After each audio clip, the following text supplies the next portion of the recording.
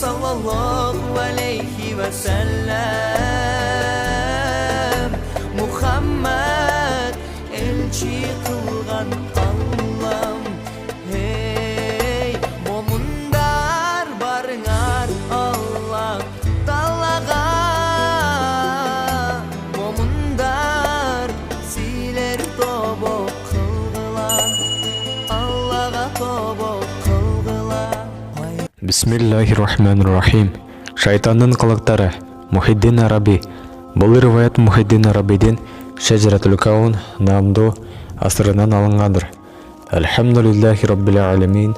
Ассалату ассаламу аля набийина Мухаммадин ва аля алихи ва асхабихи ва аджмаин. Ибн Аббас разияллаху анхудан Муаз бин Жабал мындай баяндайт.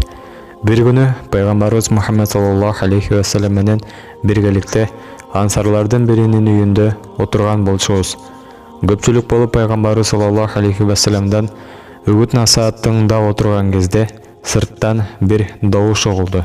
Эй үй ээси, эй ичкериде отургандар, мага үйгө кирүүгө уруксат бергилечи. Менин силерде зарыл жумушум бар. Силер менен маектешүүм керек деген добуш болду. Муну уккандардын бардыгы пайгамбарыбыз Мухаммад саллаллаху алейхи ва саллямга таң калып карашты. Албетте отургандардын эң улугу жана эң улуусу Расулуллах саллаллаху алейхи ва саллям болгондуктан жооп албетте пайгамбарыбыздан боло турган. Ошондо пайгамбарыбыз саллаллаху алейхи ва саллям мындай деди: "Үйгө кирүүгө уруксат сурап турган ким экенин билесиңерби? Биз баарыбыз бир ооздон эң туурасын Аллах жана анын элчиси жакшы билүүчүрөк" дедик. Ал убакта пайгамбарыбыз Мухаммад саллаллаху алейхи ва саллям ал наалатка учурган иблистир, шайтандыр. Ага Алла Тааланын наалаты болсун дегенде Хазрети Умар разияллаху анху: "Эй Алланын элчиси, мага уруксат бериңиз, аны өлтүрөйүн" деди. Пайгамбарыбыз саллаллаху алейхи ва саллям уруксат бербей ушундай деди: "Эй Умар, сен ага белгилүү бир убакытка чейин уруксат берилгенин билбейсиңби? Өлтүрүүнү жөн кой, эшикти ага ачкыла. Ал бул жерге келүү үчүн буйрук алган. Силер анын аңгемесин жакшылап тыңдагыла" деди. Эшикти ага ачтык. Ал ичкери кирди жана бизге анык көрүндү. Анын түр албетин сыпаттай турган болсом, ал бизге картайган бир чалга окшоп, чачы сейрек келген, ары жегинде 5-6 кыл сыяктуу сакалы асылып турат. Сөзүнүн төбөсүнөн караган, башы да чоң, бир пилдин башына окшогон, эриндери да ойдун эрини сыяктуу шалпайган түрдө көрүндү. Ал эшиктен ичкери киргенде: "Салам сага, эй Мухаммед, салам силерге, эй мусулман жааматы" деп бизге салам берди. Анын бул саламына пайгамбарыбыз Мухаммад саллаллаху алейхи ва саллям: "Салам эй Алланын наалаты, бул жерге бир жумуш менен келдим дегениңди уктук. Ал эмне эле?" деп сурады. "Мага Алла Тааланын жанынан бир периште келип, сен моюн сунган түрдө Мухаммеддин алдына барасың. Ага адам баласын кантип туура жолдон чыгарарыңды түшүндүр жана ар бир суроосуна өзүнчө туура жооп бер деп мага Алланын амирин жеткиз" деди. "Эгер бул Алланын амирин орундабасаң же сөзүңө калп кошсоң, Аллах Таала сени күлгө айландырат жана душмандарыңдын арасында шерменде кылат" деп эскертти. "Эй Мухаммед, ушул буйрукту орундоо үчүн сага келдим. Каалаган нерсеңди сурай бер. Эң туурасын айтайын. Эгерде сага жалган айтсам же сөзүмө калп кошсом, Аллах Таала мени күлгө айландырат жана душмандарымдын арасында мени шерменде кылат.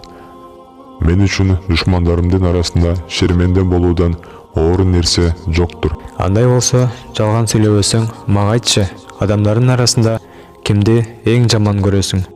"Эй Мухаммед, адамдардын арасында эң жаман көргөнүм сен.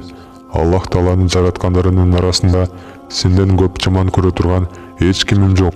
Албетте сенден башка ким боло алсын?" Пайгамбарыбыз Мухаммад саллаллаху алейхи ва саллям: "Менден кийин кимди жаман көрөсүң?" "Аллах жолунда жүрүп, ар бир ишинде адилеттүү болгон жигитти жаман көрөмүн. Мындан кийин өзү таза болуп, ары жууй турган жерин 3 ирет жууй турган адамды. Анан сабырдуу кедейди." Бирок бул кедейдин сабырдуу болгонун кайдан билесиң? Эй Алланын элчиси, ал өзүнүн муктажын өзү сыяктуу бирөөгө айтпайт. А кимде-ким өзүнүн муктажын өзү сыяктуу бирөөгө жашырбай дайым айтып жүрсө, Аллах Таала андай адамдарды сабырдуу кишилердин катарына жазбайт. Сабырдуу кишилердин иши буга окшобойт. Мен да кишинин сабырдуу болгонун, өз муктажын ичинде сактап, нааразы болуп эч кимге айтпаганынан билемин. Андан кийин кимди жаман көрөсүң? Шүгүр кылган бай кишини. А сен анын шүгүр кылган бай экенин кайдан билесиң? Ал ар бир тыйынын адал жолдо маңдай тери менен таап, жана тапкан акчасын колунан келишинче кайрымдуулукка жумшайт. Мен анын шүгүр кылган бай экенин мына ошол жеринен билем. Сүйүктүү пайгамбарыбыз Мухаммед саллаллаху алейхи вассалам суроолорду өзгөртүп, мындай суроолорду берди. Жарайт, үммөтүм намаз окуганда алың кандай болот? Эй Алланын элчиси, мен ал убакытта дирилеп, титрей баштаймын. Эмне үчүн бул абалга түшөсүң? Анткени ар бир адам Аллах Тааланын ыраазычылыгы үчүн башын саждага койсо да даражасы жогорулайт. Ал орозо кармаган убакыттачы? Ал убакта мен талып кулаймын. Толук алар ооз ачканга чейин. Жарайт, ал ажылык жасаган убакыттачы? Ал убакта жинни болот. Кур'ани Карим окуганда алың кандай болот? Ал убакта мен от үстүндө эриген муз сыяктуу эрийм. Садака бергендечи? Ал убакта менин алым өтө жаман болот. Салыштыра айтканда, садака берген киши колуна балта алып, мени экиге бөлөт. Пайгамбарыбыз Мухаммед саллаллаху алейхи вассалам анын себебин сурады. Шайтан мындай деп жооп берди. Анткени садаканын 4 түрдүү жакшы касиети бар. Алар биринчиден Аллах Таала садака берген кишинин дүйнөсүнө береке берет. Экинчиден болсо, садака берген кишини эл да жакшы көрөт. Үчүнчүдөн болсо, берген садакасынан Аллах Таала ал киши үчүн тозок отуна бир парда тартат. Оттон алыс болот. Төртүнчүдөн болсо, Аллах Таала садака берген кишини бале жаладан, кыйынчылыктан алыстатат. Мындан кийин пайгамбарыбыз Мухаммед саллаллаху алейхи вассалам сахаба достору жөнүндө суроолорду берди. Абу Бакир тууралуу эмне дейсиң? Ал мага жахилиет мезгилинде ислам динин кабылдай электе мага моюн сунчу эмес. Ислам динине киргенден кийин кантип мага моюн сунуп калсын? Жарайт, Умар ибн Хаттаб жөнүндө эмне дейсиң? Аллага ант деп айтайын, көргөн жеримден андан качамын. Усман бин Аффан жөнүндө эмне дейсиң?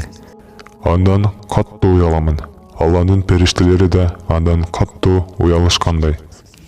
Али ибн Абу Талиб жөнүндө эмне дейсиң? Анын колунан бир кутулсам. Ал өз жайында калса, мен да өз жайында калсам. Ал мени өз эркине жиберсе, мен да аны өз эркине жиберсем. Мен аны өз эркине жиберсем да, ал мени өз эркиме жибербейт го. Бул жоопторду уккандан кийин сүйүктүү пайгамбарыбыз Мухаммед саллаллаху алейхи вассалам үммөттөрүмө жакшылык берген, сага да белгилүү бир убакытка чейин өмүр берген Аллах Таалага сансыз шүгүрлөр болсун деди. Бул сөздү уккан иблис: Эй Мухаммед, кана сенин үммөттөрүңдүн жакшылыгы. Мен белгилүү убакытка чейин тирүү турган болсом, сенин үммөттөрүң үчүн бардык жамандыкты жасаймын. Мен алардын ичтерине, кан тамырларына киремин. Бирок алар менин бул абалымды көрүшпөйт да, билишпейт. Алардын бардыгын туура жолдон тайдырып азгырамын. Үммөттөрүңдүн наадандары менен билимдүүлөрү болсун, окугандары менен окубагандары болсун, бардыгы менин колуман кутула албайт. Бирок тек гана Алла Тааланын халис, ыкластуу, таза кулдарын азгыра албаймын. Аллах Тааланын халис кулдары сениңче кандай адамдар? Билбейсиңби, эй Мухаммед, кээ бир адамдар мал мүлкүн, дүйнө байлыгын, акчасын жакшы көрөт. Мындай адамдар Алла Тааланын халис кулдары боло албайт. Кээ бир адамдар бар, алар мал мүлкүн, же дүйнө байлыгын, же акчасын жакшы көрбөйт. Өзүн башка кишилердин мактап мөлөгөнүн да жактырбайт. Алар тек гана Алланын ыраазычылыгын каалашат. Халис кулдар деп мына ушул кишилерди айтабыз. Мен да мындай халис кулдардан алыс жүрөмүн. Бирөө мал, дүйнө байлыгын сүйүп жана мактап бийиктегенди жактыра турган болсо, ары жүрөгү ички дүйнөсү дүйнө кумарына толуп, тек бул дүйнөдө гана сый урматка ээ болууну, ары даражасы жогору болууну ойлогон каалаган киши болсо, алар үммөттөрүңдүн ичинде мага эң көп моюн сунгандардан. Дүнүйө мүлккө кызык күнөөлөрдүн эң чоң экенин, ары жеке башын гана жакшы көрүүнүн өзү да чоң күнөө иштердин катарына жата турганын билбейсиң? Эй Мухаммед, менин 70 000 балам бар. Мен аларды ар түрдүү жерге орноштурдум. Эй Мухаммед, билип кой, балдарымдын жанында дагы 70 000 жин шайтандар бар. Алардын бир бөлүгүн билимдүүлөргө, бир бөлүгүн жаштарга, жаш жигиттер менен кыздарга, бир бөлүгүн туура жолдо жүргөн адамдарга, а бир бөлүгүн картайган аял кишилерге жиберди. Жаштар, жаш жигиттер менен кыздар жөнүндө айта турган болсом, алар менен арабызда эч келишпей калуучулук болбойт. Биз эмнени айтсак, ошону орундатышат. Алар менен биз чынында жакшы турабыз. А жаш балдарга келсек, алар менен биз каалаганыбызча ойноп күлөбүз. Биздикилердин бир тобу адамдарга тек жамандык алып келет. Бир бөлүгү алардын жанына барат да, бир балейден, кайгыдан эме кутула бергенде экинчи балеге учуратат. Айтор аларды өз эркине жибербей айландырып турушат. Алар ушундай бир жагдайга түшүшүнө себепчи болду деп түшүнгөндөрүн сөгүп күнөөлөшөт. Мына биз ушундайча алардан ыкласты алып салабыз. Алар бул абалдарына иштеген жакшылыктары менен ибадаттарын, кулчулуктарын ыклассыз орундайт. Алардын ыклассыз кылган иштери эч пайда бербейт. Бирок алар бул акыбалдарынан кабарсыз болушат. Мындан кийин иблис таква, Алладан корккон кишини кандайча жолдон чыгарганын айтып берди. Эй Мухаммед, таква бир киши 70 жыл бою чын ыклас менен Аллах Таалага кулчулук кылды. Ибадаттарынын натыйжасында Алла аны ушундай бир даражага көтөрдү. Ар бир дуасынан оору адам шыба таап кете турган. Кийин мен анын изине түштүм. Эч убакта андан ажырабадым. Натыйжада ал зына кылды, адам өлтүрдү, чоң күнөөлөрдү кылды жана аягында каапыр болду. Аллах Тааланы жок деп каршы келди. Мындай кишилер тууралуу Аллах Таала Курани Каримде мындай дейт: алар окшош шайтанга каапыр бол деп адамга ал каапыр болгон кезде айткан: бездим сенден чынында, чыным мен корком Алладан, ааламдардын Раббынан. Хашр сүрөсүнүн 16-аяты. Иблистин алаты мындан кийин кээ бир жаман кулк мүнөздөргө токтолуп өттү. Калпты билбейсиң, эй Мухаммед, калп айтуу менден. Алгачкы калп айтканда мен элем. А сенин үмөтүңөн кимде-ким билбеген нерсесин мен билем, мен аны көргөнмүн деп ант ичсе, ал менин сүйүктүү досум болот. Анткени мен алгачкы иретте Адам менен Хавага билбеген нерсемди билем деп ант ичкен болчу. Аллах Таала Курани Каримде бул окуя тууралуу мындай дейт: касам ичти жанада, кеңешчи мен чынында.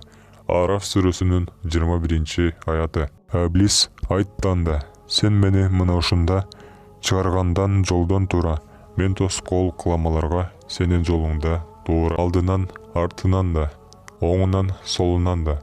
Ошентип алардын көбүн таппайсың ыраазылыкта. Араф сүрөсү 16-17 аяттары. Анткени билбеген жеримди, ишимди билемин деп ант ичүү мени рахаттандырат. Ушак кулу менен сөз ташуучуларга келсек, алар менин жемишим. Эрди катындар арасында талак сөз айтылса, бул сөз бир ирет айтылса, же бул сөздү айтууга себепчи болгон нерсе үстүндө болсун. Айтор, ар ким талакты, ажырашууну оозуна алса, чындык белгилүү болгонго чейин аялы ага арам болот. Алардын ушундай абалдары мени кыяматка чейин дүйнөгө келген балдары ойноштуктан туулган бала болуп эсептелет. Оозго алган ушул талак сөзүнүн себебинен баары да тозокко киришет. Кийин иблис намаз жөнүндө токтолду. Эй Мухаммед, намаз жөнүндө да айта кетейин. Мусулмандар ар бир убакытта намаз окууну каалайт. Бирок мен аларды кармаймын жана аларга мен: али жашсың, жашың барганда, картайганда окуйсуң, али сага эрте, дал азыр сенин колуң бош эмес, кийин окуйсуң деп азгырык беремин. Ушундайча намаз окуудан тыямын. Агерде алмага багынбаса, адамдын шайтанын жиберемин. Айтор намазын өз убагында окутпоого тырышам. Эгер ал адамдын да шайтанын тыңдабаса, анда анын сазайын намазда беремин. Намаз окуп жатканда оңго, солго кара деймин. Ал карайт. Андан кийин сен намазда адепсиздик кылдың деп анын ыкласын бузамын. Эй Мухаммед, кимде ким намазда Аллах сый берсе, анын намазы намаз болбой тургандыгын сен да билесиң го. Агер бул ишенимден да натыйжа болбосо, жалгыз өзү намаз окуп жатканда жанына барып, ал намазды тез-тез окууну талап кыламын. Ал да намазын тез-тез окуй баштайт. Туура короз жерден дан терип жеген сыяктуу. Эгер бул ишимди да орундата албасам, бул жолу жамаат менен намаз окуган кезде ага жакын барып, имамдан, молдодон мурда башын саждадан үркүдөн көтөртөмүн. Ошундай кылган үчүн Аллах Таала кыямат күнү анын башын эшектин башына айландырат. Эгер бул иштеримден да бир натыйжа чыкпаса, бул жолу ага намазда бармактарын сындырууну, карсылдатууну буйрук кылам. Ушундайча ал мени таасип эткендердин катарында болот. Бирок бул ишти намаз окуп жатканда орундата алсам, ага кайта барып мурдуна үйлөйм. Мурдуна үйлөгөн кезде ал оозун ачып эстей баштайт. Эгер ал эстеген кезде колу менен оозун жаппаса, менин кичинекей балдарымдын бири анын ичине кирет. Кичинекей балам ал адамдын дүйнөгө деген сүйүүсүн арттыра түшөт. Мындан кийин ал адам бизге гана кызмат өтөйт. Сөзүбүздү тыңдайт. Айтканыбызды эч кыйшаңсыз орундайт. Иблис сөзүн уланта берди. Үммөттөрүңдүн кайсы жакшы иштерин банасың? Мен аларга не бир тузактарды жасаймын. Мискиндердин, бейбечаралардын жанына барамын. Аларга намаз сиздер үчүн эмес, Аллах Тааланын тамагы жетиштүү, ден соолугу мыкты, ары жакшылык берген кулдары үчүн деймин. Ушундайча алардын намаз окубашын каалап, намаз окугагыла деп буйрук кылам. Мындан кийин оорулууларга барып, аларга намаз окубай эле койгула. Анткени Аллах Таала ооруларга күнөө жок деген деймин. Нур сүрөсүнүн 1-аяты. Оруңан айыгып жакшы болгон убакта көп намаз окуп ордун толтурасың деймин. Отуруп намаз окуудан тыямын. Ошентип ал капырлыкка да өтүшү мүмкүн. Эгер анын оорусу күчөп, ушул оору себебинен намазын таштап, ошол бойдон өтүп кетсе, Аллах Тааланын алдына барган убакта ооруп жатса да намаз окубаганы үчүн өзүнө өзү катуу өкүнөт. Эй Мухаммед, эгер мен бул сөздөрдү калп кошсом, Аллах Тааладан тиле мени күлгө айландырсын. Иблис мындан кийин сөзүн улантты. Эй Мухаммед, үммөтүңдү мактаныч кыласыңбы? Негизинде мен алардын баарын динден, туура жолдон чыгарам. Пайгамбарыбыз Мухаммед саллаллаху алейхи ва саллям: "Эй наалатка калган иблис, сенин бирге отура турган жолдошуң ким? Менин жолдошум пайыз жеген киши. А досуң ким? Ойноштук кылган киши. Бирге жата турган жолдошуң ким? Өлөрчү арак ичип мас болгон адам. Сенин коногуң ким? Оору киши. Элчиң ким? Сыйкырчы, дөлгөчү кишилер. Көзүңдүн нуру ким? Аялынан ажырашкан адам. Сүйүктүүң ким? Жума намазына барбаган киши. Деп жооп кайтарды. Пайгамбарыбыз саллаллаху алейхи ва саллям суроолорун өзгөртүп, мындай суроолорду берди. Эй наалат иблис, сенин көңүлүңдү эмне калтырат? Аллах жолунда согушка чыккан аттардын кишенеген добуштары. Жарайт, сенин денеңди эмне эритет? Бир күнөө иштеп, аркасынан тобо кылбаган кишинин сөздөрү. А бооруңду эмне чиритет? Күндүзү түнү Аллах Таалага мол айтылган истигфар, кечирим суроо. А жүзүңдү эмне бүрүштүрөт? Жашыруун берилген садака.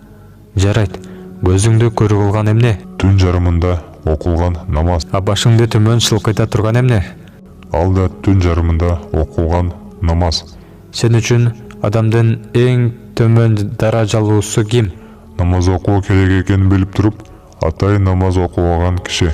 Сенин рахатыңды ала турган эмне? улама аалымдардын жыйналышы. Тамагыңды кандай жейсиң? Сол кол менен, бармактарымдын учу менен. Жарайт. Катуу шамал болгондо же күн катуу ысык болгон убакытта балдарыңды кайда сактайсың? Адамдардын узун тырмактарынын астына. Эй иблистин алаты, сен Аллах Тааладан эмне сурадың? Мен Аллах Тааладан 10 нерсе сурадым. Аларды да айта кетейин. Биринчиден, мени адам баласынын малы менен балдарына орток кыл деп сурадым. Бул суранычымды орундады. Бул тууралуу Кур'ани Карим орток бол малдарына жана да балдарына арамдык аралаштыра аларга бир убада. Шайтандын убадасы азгыруу үчүн гана. Исра сүрөсүнүн 64-аяты. Ар бир бисмиллясыз союлган малдын көшүнөн жана пайыз деп арам тамактанган адамдын тамагынан да жеймин. Менин азгыруумдан Аллага сыйынмаган ар бир кишинин малына ортомчу боломун. Кимде ким күлүккө минип жатканда адал жолго эмес арам жолго терс жаман жерге барууга ниеттенсе, мен да аны менен бирге минишемин жана шерик боломун. Анын сапардагы жолдошу боломун. Аллах Таала бул тууралуу мындай дейт: аттуу жөө түрдө келгин, түшүктөн түп төөлүктүргүн. Исра сүрөсүнүн 64-аяты. Экинчиден, Аллах Тааладан мага бир үй бер деп сурадым. Аллах Таалам мага мончону үй кылып берди. Үчүнчүдөн, мындан кийин мага бир мечит бер деп сурадым. Аллах Таала мага базарларды мечит кылып берди.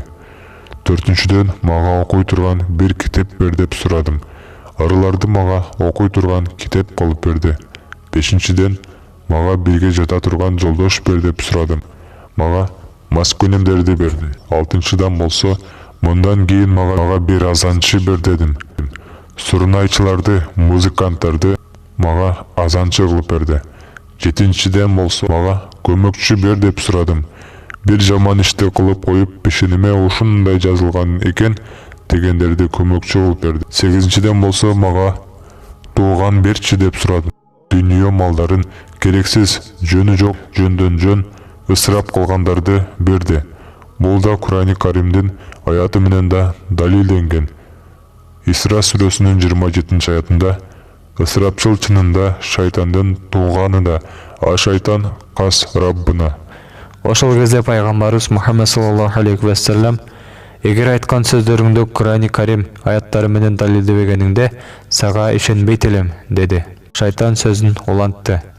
9-дан болсо, Аллахтан дагы ушуну сурадым. Адам балдарын мен көрөйүн, бирок алар мени көрбөсүн. Бул тилегимди да орундады. Акыркыдан болсо, дагы да адам баласынын денесинде кан тамырлар мага жол кылып бер деп тиледим. Муну да кабыл кылды. Ушундайча мен алардын арасына киремин да каалашымча жүрө беремин. Аллах Таала бардык тилегимди кабыл кылды. Бул абалыма мактаныч кыламын. Дагы да муну айта кетейин: эй Мухаммед, сени менен бирге болгондор мен менен бирге болгондордон аздыр. Башкача айтканда, мен менен бирге болгондор сен менен бирге болгондордон көп. Мына ушундайча кыяматка чейин бул акыбал улана берет. Мындан кийин иблис дагы мындай деди: Менин бир уулум бар. Анын аты Хатама. Анын кылар жумушу кимде ким купта намазын окубай уктап калса, анын кулагына барып, кичи дааратын сындырат. Агер менин уулум бул ишти иштебесе, мусулмандар купта намазын окубай уктай албас эле. Дагы да бир уулум бар. Анын аты Мутаказидир. Бул уулумдун атка турган милдети жашыруун, эч кимге көрсөтпөй иштеген колчулуктарын, амалдарын жарыкка, ачыкка чыгарат. Мисалга, бир киши эч кимге көрсөтпөй жашырып колчулук кылса жана аны эч кимге айтпай өз ичинде сактаса, уулум Мутакази аны түрткүлөйт жана эң соңунда ал киши жашыруун иштеген колчулуктары менен жакшылыктарын башкаларга айтып жарыя кылат. Ушундай кылган үчүн Аллах Таала ал кишинин сообун 99-ун өчүрүп таштайт. Тек бир гана сообу калат. Анткени Аллах Таала жашыруун иштелген колчулуктар менен жакшылыктар 100 сооп берет. Ошондой эле менин дагы бир уулум бар. Анын аты Кухайл. Бул уулумдун аткара турган иши адамдардын көзүн үргүлөтүү. Асыресе уламалардын чогулушунда да имам өгөт насаат айткан убактарда менин уулум бул адамдарга жакындап барып көздөрүнө үйлөйт. Мына ошол кезде аларды уйку басат. Уламалардын же имамдардын айткан сөзүн укпайт. Ушундайча сооптон да кур калат. Мындан кийин Иблис мындай деди: кандай аял болсо да анын турган жерине балдарымдын бири отурат. Ар бир аял кишинин жанында дайыма бир шайтан жүрөт. Бирөө сырттан караганда шайтан ал аялды жакшы сулуу кылып көрсөтөт жана ал аялга кай бир иштерди орундоого үндөйт. Мисалы чачыңды жайып, бет албетиңди боеп, кыска кийимдерди кийип, өзүңдү күт, башкаларга сагат таңдап, кумарлана карай тургандай болсун дейт. Ал аял аны кечеңдетпей орундайт. А шайтан кичинеден, уяттан алыстатат. Ошентип аял уялбай, ээн эркин кыска кийим кийет, өз денесин ачып көрсөтүп жүрөт. Уят намыс эмне экенин да билбейт. Иблис мындан кийин өз жагдайы жөнүндө айта баштады. Эй Мухаммед, адамдарды туура жолдон чыгарууда менин колумдан эч бир иш келбейт. Мен тек гана бир нерсени жакшы көрсөтүп, анын көңүлдөрүнө кооз кылып саламын. Эгерде туура жолдон чыгаруу менин колумда болгондо, жер бетинде ла илаха иллаллах Мухаммадур Расулуллах деген кишилерди орозо тутуп намаз окуй турган кишини калтырбас элем.